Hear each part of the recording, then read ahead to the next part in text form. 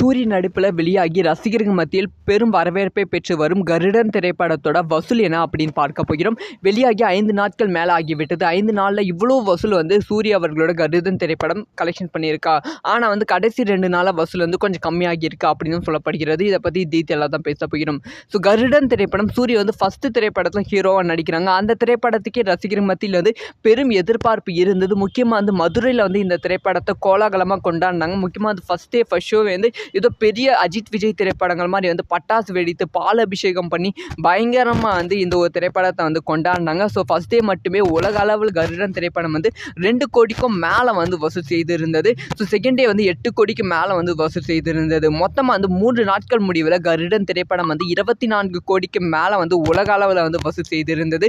ஆனால் கடைசி 2 நாள் இந்த திரைப்படத்தோட வசூல் கொஞ்சம் கம்மியாகியிருக்கா அப்படின்னு தான் சொல்ல வேண்டும். ஸோ 4வது 5வது நாள் இந்த திரைப்படத்தோட வசூல் கம்மியாகி 5 நாள் 25.5 கோடி தான் கருடன் திரைப்படம் வசூல் செஞ்சிருக்கான்.